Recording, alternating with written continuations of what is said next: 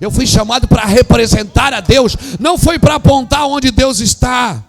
Nós somos chamados para representá-lo. Por isso que tudo que Deus criou, Ele disse haja e ouve, mas o homem não, Ele disse façamos o homem, a nossa imagem, a nossa semelhança. Deus estava dizendo o seguinte: quando Ele falar, que seja a gente que fale através dEle. Quando Ele tocar, que seja a gente que toque através dEle. Quando Ele se comunicar, que a gente se comunique através dEle. Aleluia! Deus nos chamou para ser representativos, irmãos. Aleluia! Por isso que Deus está começando processos em muitos de nós. Mas essa pandemia fez muito bem para mim, me perdoe falar isso, porque eu sei que a gente perdeu tantos irmãos. Essa semana mesmo perdemos um irmão muito querido. Nossa igreja lá em Itajaí perdeu um pastor, um paizão.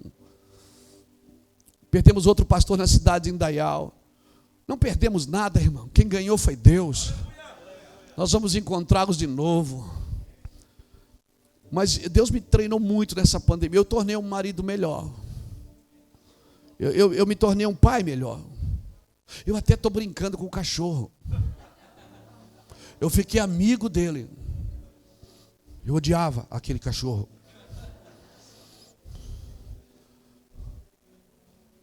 As coisas simples da vida começaram a fazer sentido, irmãos. Aleluia. Como foi importante, você tinha vontade de tocar as pessoas. Há quem disse, mas a gente está de máscara. Mas será que a gente já não estava de máscara? Será que a máscara não é só a expressão de como nós já estávamos vivendo? Será que esse distanciamento já não era como a gente vivia como igreja? Distanciado uns dos outros? Deus sabe o que faz, irmãos. A expressão da terra, ela sempre vai expressar o que está no Espírito. O Senhor está mexendo na noiva, irmãos. Aleluia, eu estou muito entusiasmado com a igreja, muito entusiasmado. Por isso que eu tenho aumentado o meu nível de obediência. Eu tenho dito, uma oração que eu tenho feito diária: Senhor, eu quero ser mais verdadeiro. Mais e mais e mais. E às vezes, é incrível, às vezes eu estou conversando com alguém que eu dou uma aumentadinha, o Espírito Santo fala, como que foi? Não seja evangelástico. Na hora ele me repreende, eu volto atrás. Eu digo, não foi bem assim.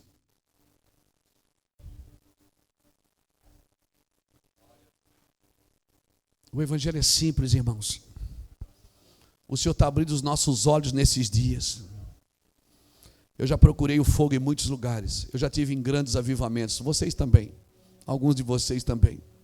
Eu já tive em avivamentos em muitos lugares do mundo, irmãos.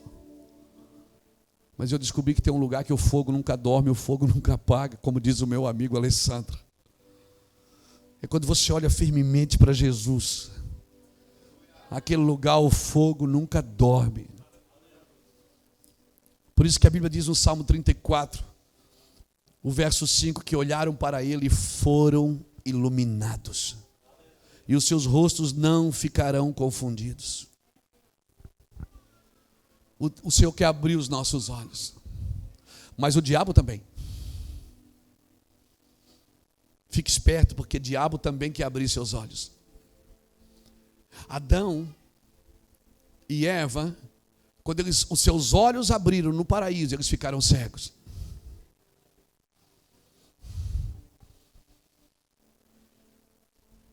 Quando os seus olhos abriram, eles ficaram cegos. Enquanto eles estavam olhando para eles através de Deus, eles nunca se envergonharam da sua nudez. Quando eles estavam olhando para o paraíso através de Deus, quando eles estavam olhando um para o outro através de Deus, eles nunca se envergonharam. Mas quando o diabo fez um convite para abrir os seus olhos, porque o diabo também faz propostas para você, e os seus olhos se abriram, então eles ficaram cegos. Mas Deus quer abrir os nossos olhos, irmãos. Esse texto aqui de João 9, ele fala muito comigo. Há alguns anos, quando o Senhor ministrou, usou um irmão para ministrar comigo e disse, olha, eu vou abrir seus olhos, Luiz, para algumas coisas. Porque você tem muita vontade de fazer as coisas para mim. Mas você tem que fazer as coisas como eu quero, não como você deseja. E eu peguei todos os meus projetos de vida e eu rasguei todos, Ivo. Todo ano eu fazia um projeto de vida. Eu rasguei todos, eu não fiz mais nenhum projeto de vida. Eu sei, Senhor, a minha vida é tua, eu não tenho mais vontade, eu não tenho mais reputação. E eu não vou me esforçar para guardar nada disso. Irmão, se você olhar para a história desse cego, ele está lá pedindo esmola. Jesus está passando e vê o cego de nascença. E os discípulos perguntam, quem pecou? Foi ele ou foi a família dele? Jesus diz, não, gente, não foi ninguém que pecou. Isso é para que a minha glória se manifeste. E aí Jesus manda alguém trazer ele, trazem ele. Jesus cospe no chão, pega lodo e põe 2 olhinhos novos e manda ele no tanque de Siloé se lavar e diz, vai lá no tanque do enviado. Para que você acha que Jesus quer abrir seus olhos? Para você ser enviado. Deus não abre seus olhos para você ficar se achando mais do que os outros. Para você achar que você tem mais entendimento do que os outros, mais sabedoria do que os outros, porque Deus me deu a última revelação do mundo. Não. Tem coisas que Deus mostrou para mim, mas não me deu a capacidade de consertar. Ele mostrou que estava errado, mas não me deu a capacidade de consertar. Vai dar capacidade para alguém ou outro fazer. E aí quando trazem aquele homem, ele começa a ver. Ele está pedindo esmolas. Ele começa a ver, ele fica apavorado, ele está vendo, cara. Aí alguém chega, os vizinhos ali, de esmola, os amigos que estavam ali perto, disseram, você não é o cego? Ele diz, não, sou mais. Então, quem te curou? Jesus. Ele cuspiu no chão, passou lodo em mim. Tem lodo aqui ainda? Tem? Não, já saiu. Estou vendo. Aí começa a indagar. Então tu não era cego? Eu era. Então como é que você está vendo? O lodo. Jesus passou lodo em mim. Eles disseram, cego, coisa nenhuma. Leva ele lá no templo, leva ele lá na sinagoga. Aí levaram ele na sinagoga. Chegou lá os fariseus, conta pra gente como é que foi. Ele disse, um Jesus de Nazaré. O Jesus que vocês estão perseguindo aí. Ele cuspiu no chão, passou o olho em mim. Alguém disse, blasfêmia, hoje é sábado. Não pode curar cego. Não pode fazer lodo. Quer dizer que sábado eu posso continuar cego, mas não posso ser curado. Blasfêmia. E o homem, não, mas eu não sei. Tá, mas o que é que tu tem a dizer deste homem? Eu acho que ele é profeta. Por que ele disse, eu acho que ele é profeta? Porque ele estava embutido em Isaías 61, quando Isaías disse, o Espírito do Senhor está sobre mim. E me ungiu para pregar as boas novas, para abrir os olhos do cego, para pregar o ano aceitável do Senhor, para libertar da prisão os presos. Ou seja, um dos seis sinais do Messias estava se cumprindo ali. Ele era cego e agora estava vendo. E eles perguntaram, como é que você está vendo? Ele disse, eu já falei, querido. Repete. E o cara teve que contar a história de novo. E o que é que você diz dele? Eu digo que ele era o profeta. Mentira, você não era cego. Eu era. Tem pai, tem mãe? Tem. Chama o pai e a mãe dele. Aí o pai e a mãe dele entram. Mãe, eu estou vendo. Pai, eu estou vendo. A mãe fica apavorada. O pai fica apavorado. E eles perguntam, é teu filho? É. Ele era cego? Era. Como é que ele está vendo? Não sei. Pergunta para ele, ele é de maior, ele tem idade. Ele responde. Ficaram com medo. Disse, o que a religião faz com as pessoas, irmãos? É melhor ficar na religião do que ver os filhos vendo. Liberto. E aí, o sacerdote olhou para ele de novo. Como é que você está vendo? Ele disse, gente, eu já refalei. Seu chato. Eu já falei, eu era cego. O homem foi lá, cuspiu no chão, pegou lodo, passou no meu olho, o homem já foi ficando irritado. Vocês querem saber por quê? Vocês querem seguir ele também? O cara disse, cala a boca, rapaz. Nós já temos nossa religião. expulsa esse miserável daqui. Expulsaram ele. Moral da história: enquanto ele era cego, ele não tinha problema com ninguém. Enquanto ele era cego, ele tinha amigo, o pai, a mãe, a religião, estava tudo certo. Quando Jesus passa e abre os olhos dele, aí agora ele já tem problema com os amigos, com a religião e com a família. Então o evangelho de avivamento, ele vai causar confusão na cidade, irmão. Ele vai causar confusão no estado, ele vai causar confusão na nação. Porque Jesus veio fazer isso, ele veio abrir os olhos dos cegos.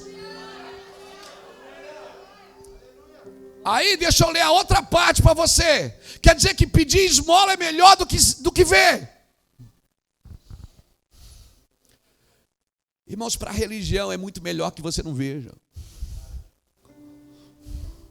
É mais fácil de controlar você quando você não enxerga.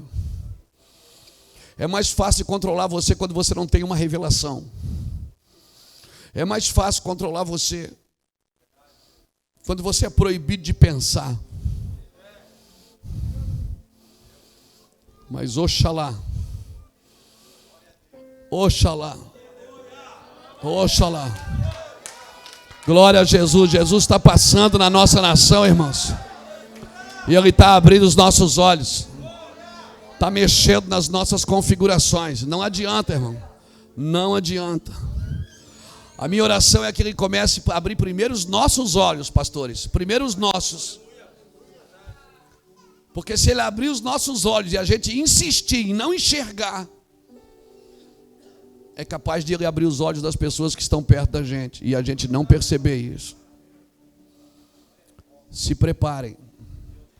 Jesus está passando na nossa nação. Eu não vim aqui por outro motivo, a não ser dizer: vai se lavar no tanque do enviado. Porque Jesus quer te preparar para algo muito maior. Seu limite não é estar sentado. Deus não te ligou a um CNPJ. Deus te ligou uns aos outros. Você é membro do corpo de Cristo. Nós somos membros uns dos outros. Irmão, eu fundei o Ministério Mevan faz 20 anos.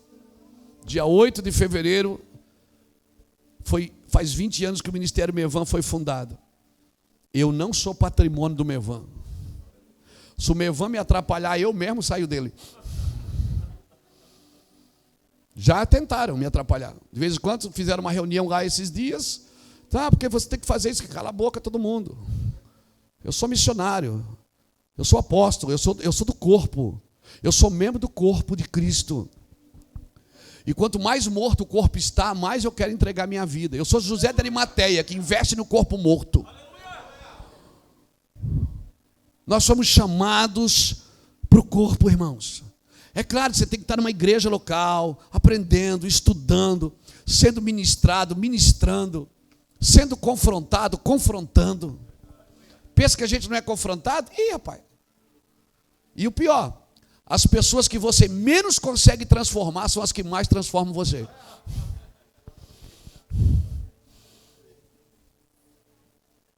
Ferro afiando ferro, meu amigo.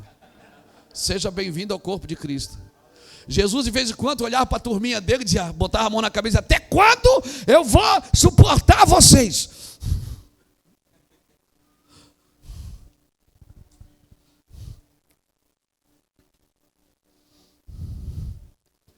Deus está abrindo os olhos de uma geração, irmãos. Mas não é para abrir os seus olhos e você achar que sabe mais do que os outros. Porque se você estudou e aprendeu mais do que os outros, você tem pura obrigação de jogar isso na mesa para todos comerem. Você não pode ser obstáculo para as pessoas, você é oportunidades e acessos.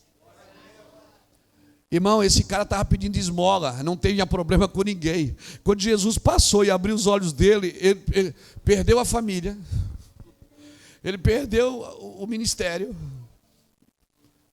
e ele perdeu os amigos. Quer dizer que é melhor pedir esmola do que ser livre, do que abrir os seus olhos para algo sobrenatural.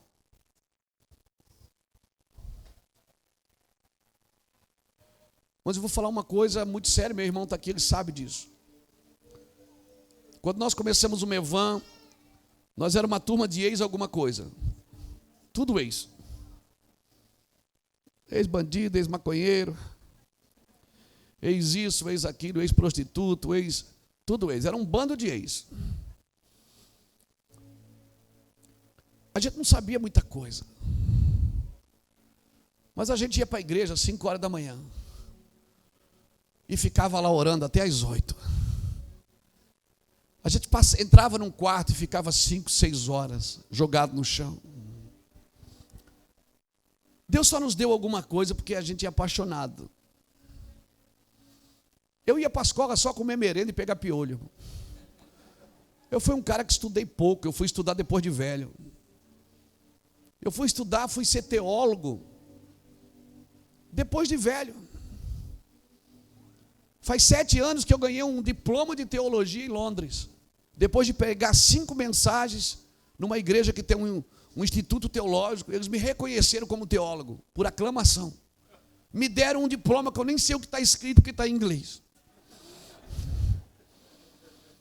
Eu não estou menosprezando os estudos, por favor, eu sou um cara que eu estudo dia e noite, mergulhado nos livros, nas escrituras.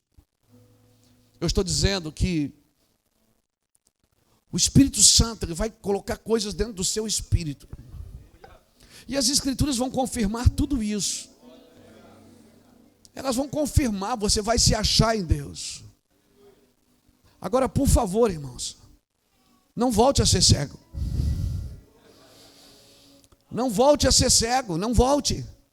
Se abrir os olhos, você tem por obrigação servir a mesa. Às vezes algumas pessoas me procuram, eu digo, volte lá e sirva a mesa. Entregue, sirva a mesa. Se Deus me chamou para algumas coisas e me deu algumas coisas, nós somos que nem o apóstolo Paulo, irmão. Paulo teve que ficar cego para poder começar a ver. Alguns de nós tiveram que cegar nesses dias. Alguns de nós estamos numa santa obstinação. Deus está parando a gente em algumas coisas, irmãos, eu tenho certeza disso. Escreve isso aí na tua agenda, eu tenho certeza disso.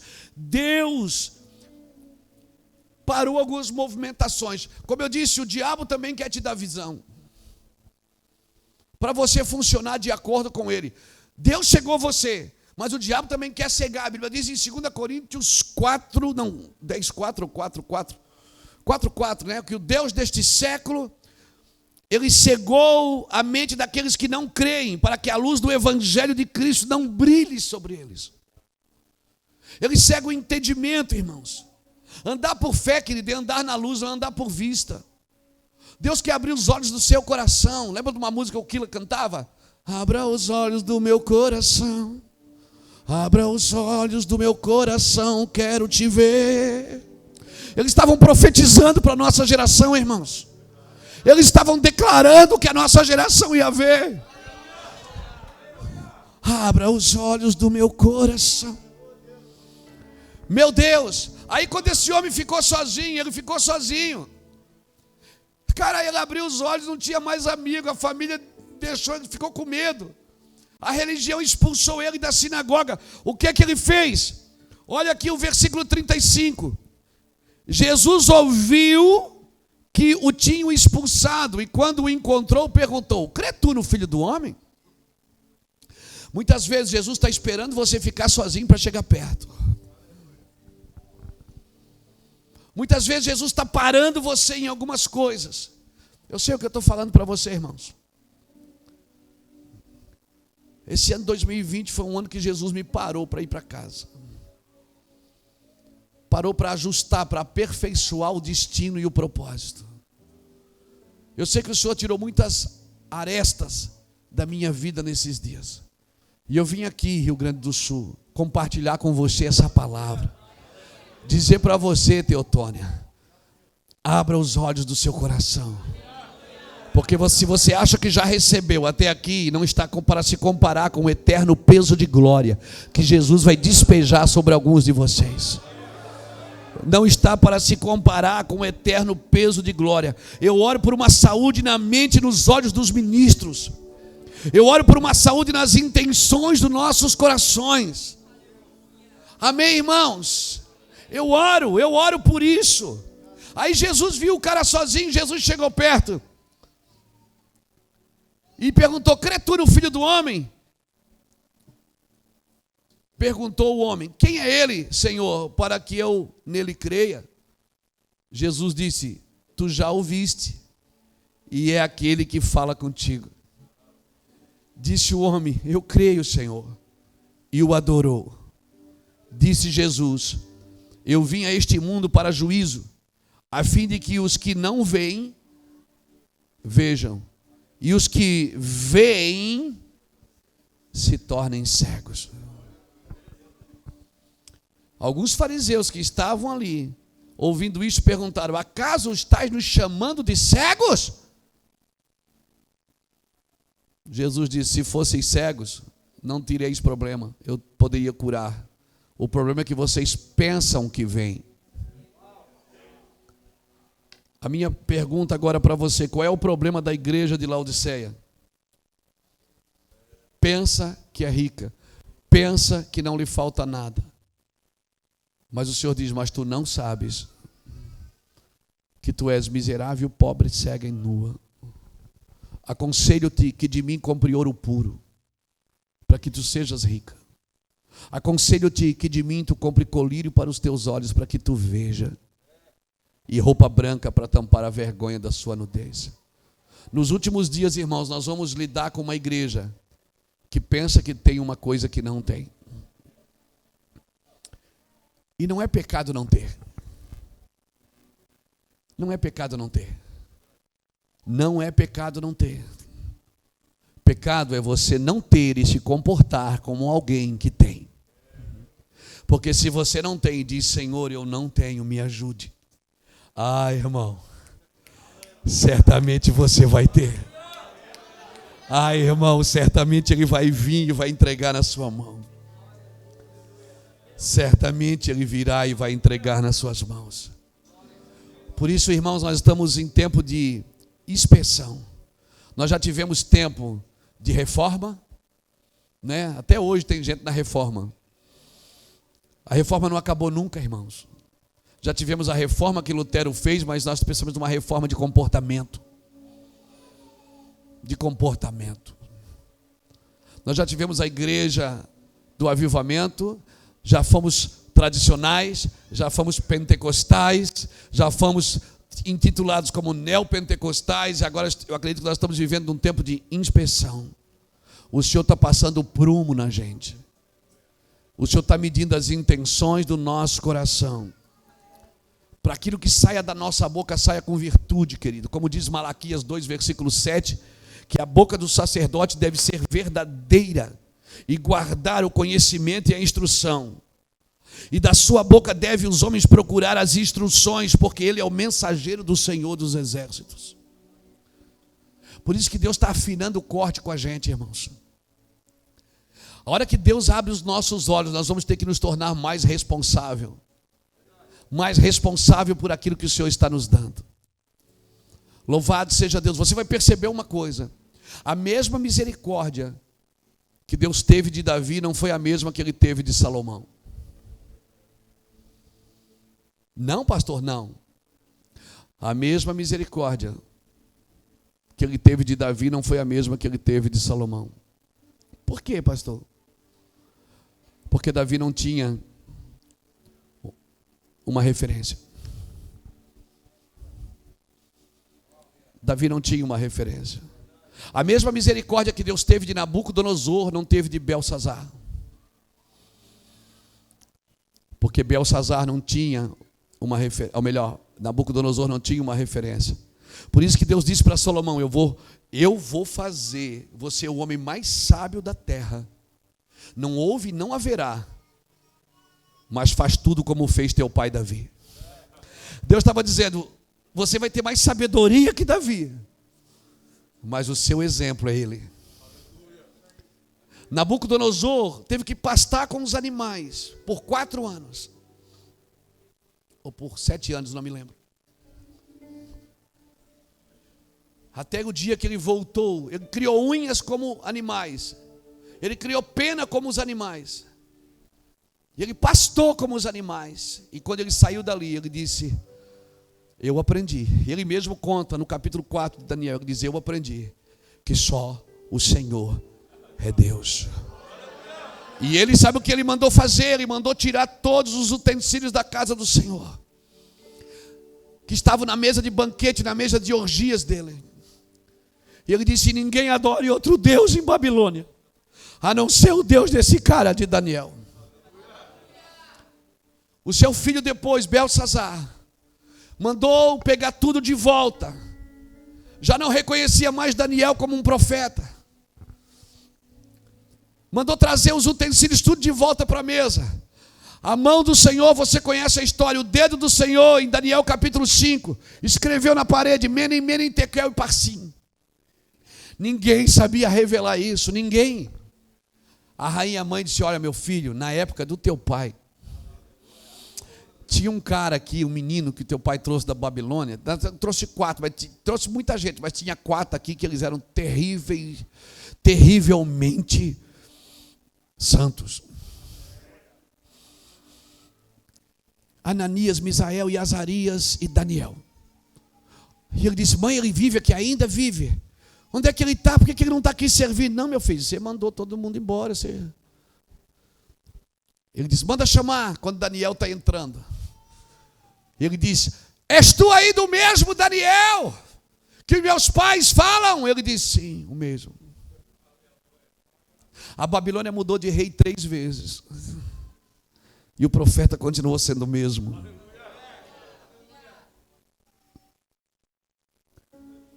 Por isso, não coloque o seu coração em outra esfera que não seja a esfera celestial. Os governos da terra mudam, irmãos. Os poderes mudam. Os ventos sopram e mudam. Mas aquele que faz a vontade do Senhor, ele permanece para sempre. E aí ele pergunta: se tu revelar o que está escrito ali, eu vou te dar uma oferta. Tem profeta que profetiza por dinheiro, mas Daniel não é desses, não. Daniel diz assim: deixa eu te contar uma história, Belsassar. Ele disse: teu pai matava quem queria, deixava viver quem queria. Mas o seu coração se exaltou e ele se engrandeceu acima de Deus, e Deus colocou ele para comer com os animais. E quando ele saiu dali, ele mandou tirar todos os utensílios da casa do Senhor e declarou que só deveríamos adorar o Senhor, e tu sabias disso. Ou seja, o teu pai não tinha uma referência, mas tu já tinha, o teu pai deixou avisado. Eu digo isso para os meus filhos em casa. Eu digo para os meus filhos, eu digo: meu pai foi embora de casa, eu tinha 13 anos. Eu não tive muita referência paterna, eu tive que fazer as minhas leis. Eu fui para o mundo muito cedo, desviei da igreja, fui vender droga, fui me prostituir, fui fazer mal para os outros. Até um dia que Jesus me encontrou, com 28 anos de idade, me trouxe de volta. Eu disse: mas vocês, filhos, vocês têm uma referência em casa. Vocês sabem que eu sou marido dessa mulher. Vocês sabem que eu sou marido da sua mãe. Vocês sabem que eu sou um homem íntegro, que eu pago as minhas contas. Vocês sabem que eu dou exemplos. Vocês sabem que eu não sou imoral. Vocês sabem que... Então não espere do Senhor a mesma misericórdia que Ele teve comigo. Porque vocês têm um exemplo em casa. Nós temos muitos exemplos na nossa nação e na nossa cidade, viu, jovens? Não seja um revolucionário com 20 anos, com 25 anos, achando que Deus falou tudo para você. E os pastores que andaram de cavalo nessa nação para pregar o evangelho. Pastores que perderam suas vidas. Homens e mulheres que sofreram para que o evangelho chegasse aqui. Não pense que Deus fechou monopólio com uma geração. Uma geração contará as maravilhas para outra geração. Quando Davi vem com a cabeça do gigante assim na mão e com a espada na outra, Saul olha, ele não pergunta para Abner quem é Davi, ele pergunta quem é o pai desse menino. Diz que é o pai dele. Abner disse: eu não sei, meu senhor. Ele diz: pergunta. Quando Davi chega com a espada na mão e com a cabeça de Golias na outra, ele diz: menino, de quem tu é filho? Ele disse: eu sou filho de Jessé, o belamita, o teu servo. Por isso, quando eles olhavam para Jesus, Jesus dizia assim: ó, quem vê a mim, vê o Pai. Se Deus está abrindo seus olhos, não é para te tornar um revolucionário gospel. Uma geração contará as maravilhas para outra geração. Se a geração do justo for abençoada, a sua descendência será poderosa. Então, ouça esse homem aqui que já passou de 54 anos, 53 anos, vou fazer 54 daqui a pouco. Às vezes eu vejo alguns despertamentos de jovens. Ontem mesmo um jovem me ligou. Um menino muito conhecido nessa nação me ligou para pedir um conselho. Eu acho isso tão nobre. Talvez Deus vai usar ele muito mais do que me usou. Porque a gente tem internet faz 10 anos, eles já estão nadando. Eu não sabia mexer nessas coisas. Cada vez que eu erro uma coisa, eu tenho que ter uma crise de humildade, chamar meu filho de 14 anos, filho, como é que faz? Ele vem com o dedinho e sai rindo de mim ainda. Filha da mãe. Nós somos analógicos, irmãos. Uma geração que sofreu mais. Talvez a gente não teve muitas referências e talvez não conseguiu ser referências para você. Mas você tem referências. Você tem referências. Eu fui jogado no ministério com 2 anos de fé e me deram 2 igrejas para cuidar. Eu fiz tanta coisa religiosa. Toda semana eu tinha uma campanha na igreja. Era a noite da ferradura, a noite da chave, a noite do cadeado. Eu não sabia fazer, pastor. Mas eu queria ganhar as pessoas para Jesus. Eu queria libertá-las do demônio. O Vale do Sal. Só matava bicho de pé, o Vale do Sal. Ninguém era curado. Mas eu só queria curar as pessoas. Talvez você aprendeu mais rápido. Eu fazia cursos teológicos pelo correio. Esperava chegar as provas para responder e botar pelo correio. Mas eu passo lá no meu quarto de oração, está lá meus diplomas de 1999, 98.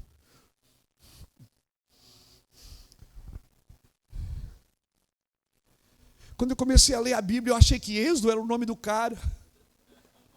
Gênesis era o nome do outro cara. Talvez a gente não teve tantas referências como vocês estão tendo. E talvez por isso, o excesso de informações vulgariza o Evangelho. O excesso de informações vulgariza o Evangelho, porque hoje você decide quem você quer ouvir, todo mundo está na internet, muita gente fala o que quer, mas não para ouvir ninguém. Por que eu estou falando isso? Porque Deus está abrindo os nossos olhos, irmãos. Porque a promessa é que se os pais não converterem o coração dos filhos, os filhos converterão o coração dos pais. Aquilo que meu pai não conseguiu fazer por mim, eu estou fazendo por ele agora. Eu e o Ulisses estamos fazendo por ele, meu outro irmão Júnior. Meu pai é caminhoneiro, esses dias tem 75 anos, ninguém consegue tirar ele da estrada. Esses dias ele foi assaltado, roubaram o caminhão dele, prenderam ele, amarraram ele. E ele disse que orou, ele diz: oh Deus, fala com o Luiz Hermínio, com o Luiz, para eles orar por mim. Ele está falando com Deus, está pedindo oração para nós. Ele vai conversar com a gente. Nós exercemos paternidade sobre o nosso pai, sobre a nossa mãe. Porque se os pais não converteram o coração dos filhos, os filhos vão converter o coração dos pais. Meu filho tem 14 anos, tem noção de Apocalipse. Sabe o que é pós-tribulacionismo, pré-tribulacionismo, amilenismo? Sabe sobre a volta de Cristo com 14 anos. A gente viu uma chuva, dava um raio, a gente já dizia, Jesus está voltando. Jesus está abrindo os olhos dessa geração, irmãos. Jesus está passando nos becos, nas ruelas. Está passando nas favelas, em Alphaville. Está passando nos lugares ricos e pobres. Está abrindo os olhos de todo mundo, irmãos. Deus está abrindo os nossos olhos. Amém? Para que a gente enxerga e veja o que Ele quer fazer. Agora, eu não posso voltar a ser cego. Tem algumas coisas que me libertou. Irmão, eu vou dizer uma coisa para você, não tenho vergonha não. Eu não conseguia dormir sem camisa. Porque Jesus podia voltar e já pensou em entrar na eternidade sem camisa?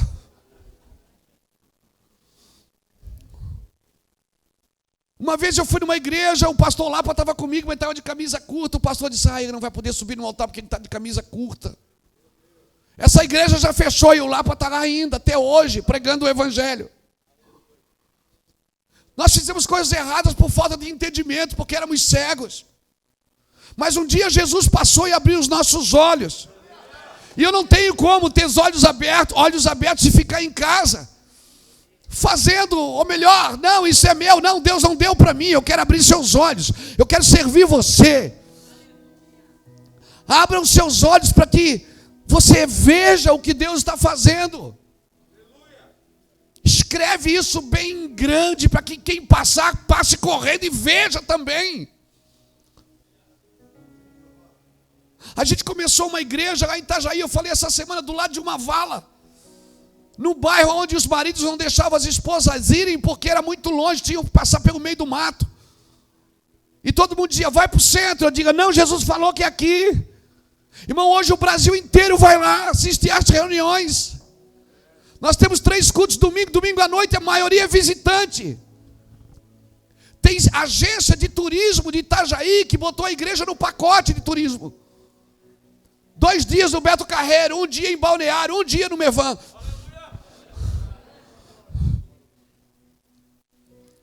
Por quê? Porque Deus abriu os nossos olhos. Nós não estamos presos. Eu vim aqui dizer isso para você. Deus está abrindo os olhos de uma geração. Aleluia! Dá tempo ainda, irmão, de mudar.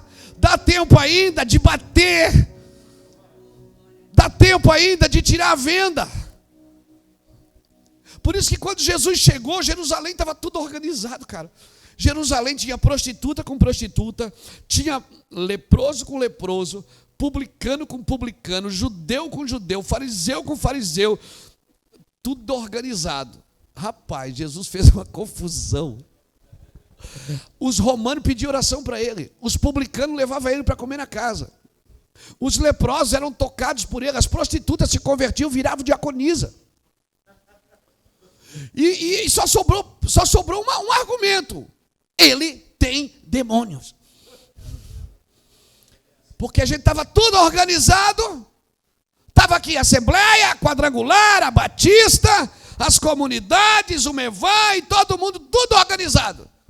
Aí veio abrir os nossos olhos, a gente agora tem que andar junto. Tem que se suportar.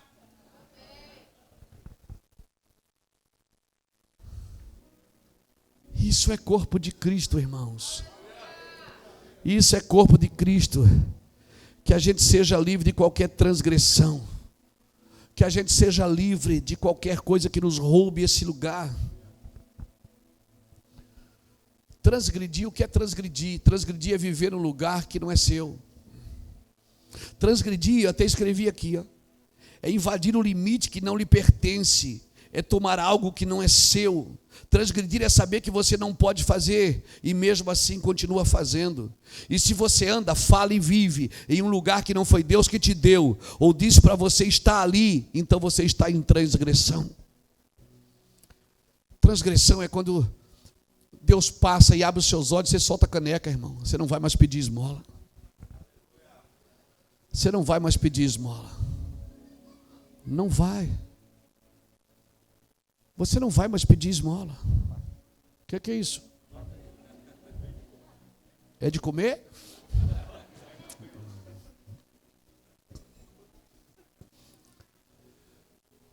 Vamos seguir? Vamos seguir? Agora aprenda, o seu futuro não está na tua frente. Está dentro de você. Deus abre os seus olhos para que você veja o que Ele colocou em você. O futuro não está na sua frente, está dentro de você. Sua visão acerca de você determina até onde você pode ir. Muitos irmãos não têm visão para a vida. E eles nem sabem como obter essa visão. Alguns têm a visão, mas estão presos em confusão, em religiosidade. Outros tinham até uma visão, mas entraram no tripalo. E trabalharam tanto, suaram tanto, e hoje estão cansados do evangelho. Frustrados com a igreja. Sabe o que é frustrar? É esperar um resultado que não veio. E por que não veio? Porque Deus não falou que viria. Criamos expectativas que Deus não falou sobre elas conosco. Então, querido, aquilo que você está vendo não significa que é necessariamente como é. Para de olhar para fora, irmão. Para de ser guiado pelas emoções. Para de olhar para o jornal e ser guiado pelos índices. Você já viu que não morre mais ninguém de nada, é só de Covid? Por quê, pastor? Porque morrer de Covid dá lucro. Acorda, Brasil. Acorda. E a igreja, irmãos, ela esqueceu do lugar dela. A igreja não é ativista, irmão, ela é profética. O lugar da igreja brigar é aqui nas regiões celestiais. E o pior, quando você frustra, frustrados vivem para fora, trazendo coisas para dentro, quando deveriam viver para dentro, expressando o que tem dentro para fora. Quando Paulo falou em 2 Coríntios capítulo 4, versículo 7, ele diz: nós temos um tesouro aonde? No vaso de barro. Para quê? Para que a excelência do poder seja de Deus e não nossa. E ele começa a fazer um trocadilho no verso 8. Ele diz: em tudo somos atribulados, porém não angustiados, perseguidos, porém não abatidos, perplexos, porém não desanimados, levando no nosso corpo o morrer de Cristo, para que a vida de Cristo também se manifeste na nossa carne mortal. Por isso, ainda que o meu homem exterior se desgaste ou se corrompa, o meu homem interior se renova a cada dia. Paulo está dizendo: em tudo eu sou atribulado aqui fora, porém não angustiado aqui dentro, perseguido aqui fora, porém não abatido aqui dentro, perplexo aqui fora, porém não desanimado aqui dentro. Paulo está dizendo: as coisas que acontecem fora de mim, elas não me afetam em quem eu sou em Deus. O cara está preso, amarrado, acorrentado e dizendo: alegrai-vos comigo no Senhor.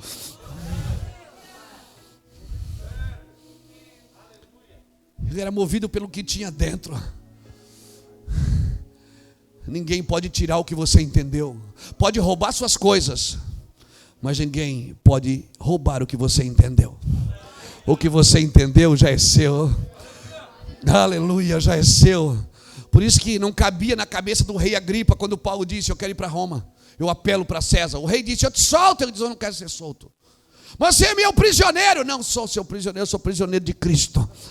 Eu quero ir para Roma. Você precisa saber quem você é, aonde está firmada as suas convicções. Amém? Ele tem planos para você que ninguém mais pode realizar. Ninguém mais, irmãos, pode realizar.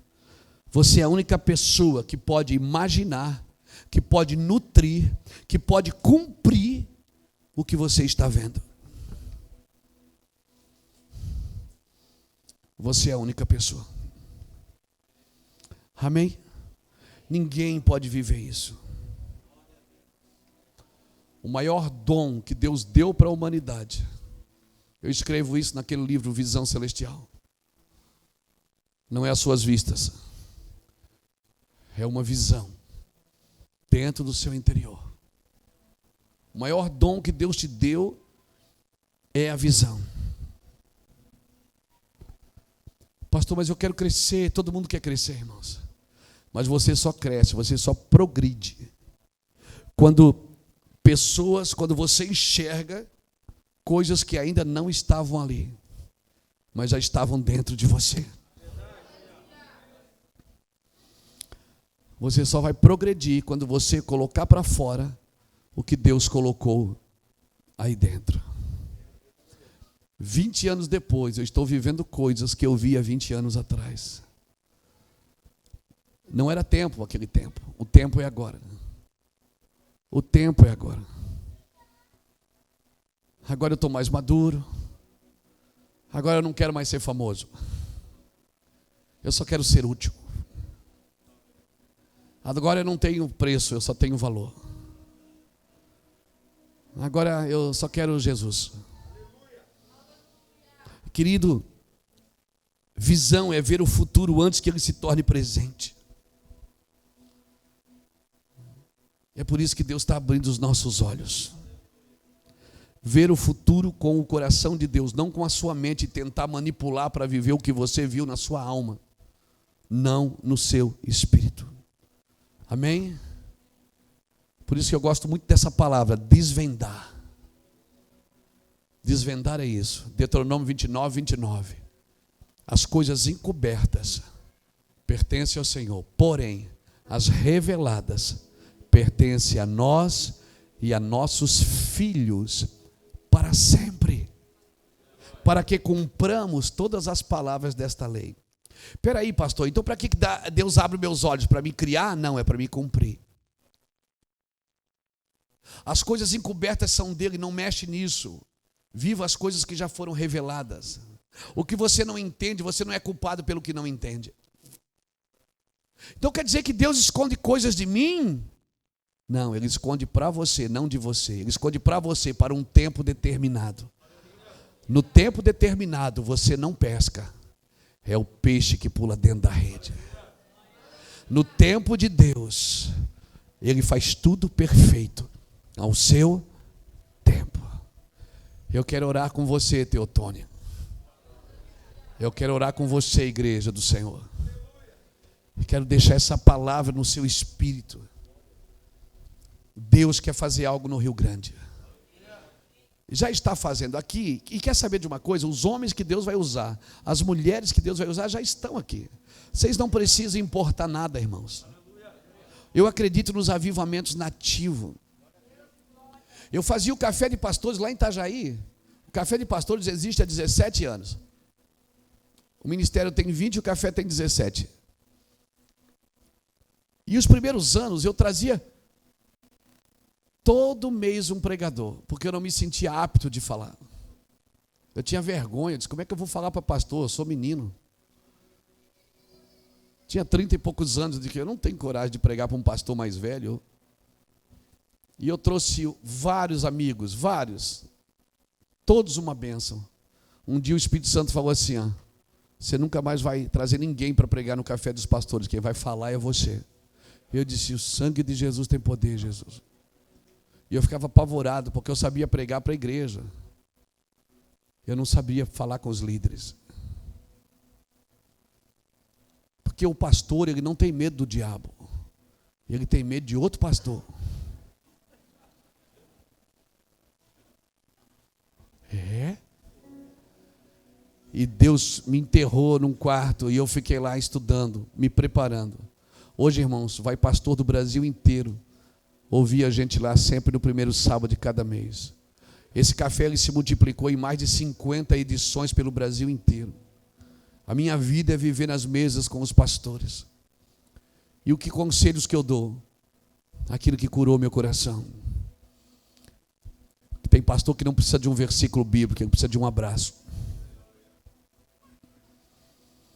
Tem pastor, tem gente, tem crente que não precisa ir para o monte, jejuar e orar. Ele precisa de colo. Ele precisa de um cheiro. Deus tem nos ensinado isso. E eu só vim fazer o que Deus me pediu para fazer aqui. Que o Senhor te guarde, que o Senhor te abençoe. Fique de pé comigo.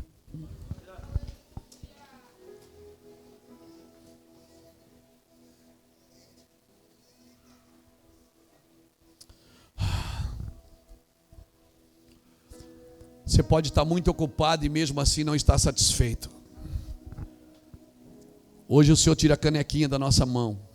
Alguns de nós ainda estão com a canequinha na mão, achando que o Evangelho tem alguma coisa para nos dar. Deus quer tirar primeiro. Deus só pode encher os vazios, irmãos. Domingo eu estava no nosso púlpito pregando, lá em Itajaí. É um púlpito igual a esse. Quando as pessoas vieram aceitar Jesus, eu estou aqui, ó, eu fiz isso. Ó. O púlpito quebrou e caiu. Alguém disse, o senhor tocou no púlpito? Eu disse, não, eu não senti tocar. O púlpito quebrou. Quando caiu o púlpito, o Espírito Santo falou ao meu coração. Ficou todo mundo muito assustado na igreja. Eu me lembrei de Tommy Tine, quando contou uma história que ele estava ministrando e o púlpito rachou. E o Senhor falou ao meu coração e confirmou no coração de alguns pastores que estavam lá conosco. Eu estou mexendo nas estruturas evangélicas do Brasil. Eu estou mexendo nas configurações, nas formas, nos jeitos de fazer. O que te trouxe até aqui não é mais suficiente para te levar até onde Deus te deseja. Eu falo isso para os pastores toda semana. O que te trouxe até aqui não é mais suficiente para te levar até onde Deus deseja. Se reconfigure, se refaça em Deus. Teve um dia no deserto que o Senhor disse, não pegue o pão, coma hoje, não junte para amanhã, amanhã cai de novo. Mas na multiplicação dos pães, Jesus disse, junte tudo para que nada se perca. Mudou o desenho, mudou o cenário, mudou a forma. Deus está mudando a forma da igreja evangélica brasileira. Deus está mexendo em muitas configurações. Você e eu precisamos acordar para isso e buscar de Deus uma direção concreta para isso. Tenho falado isso por 3 anos. Deus está mexendo nas movimentações, nas nossas orações, nas nossas formas de fazer. Os princípios não mudam. Jesus é o mesmo ontem, hoje e será eternamente. Os princípios não mudam, os fundamentos não mudam, mas cada um veja como está construindo sobre esses fundamentos. Não é para transicionar os fundamentos, é para transicionar os movimentos. Eu quero orar por você, querido. Quero orar pela sua vida, pela minha vida. Eu tenho feito isso. Quero tocar o coração de Deus com essa palavra, que eu sei que veio dele. Eu acredito nisso que eu estou dizendo.